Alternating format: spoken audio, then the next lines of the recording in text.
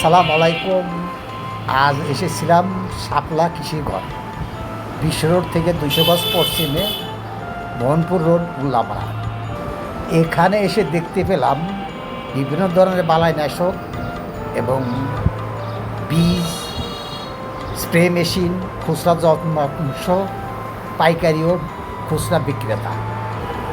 কৃষকের রাস্তা ও বিশ্বাসযোগ্য প্রতিষ্ঠান ও কৃষকের কৃষিকাজে উন্নয়নমূলক সুপরামর্শ দেওয়া হয়।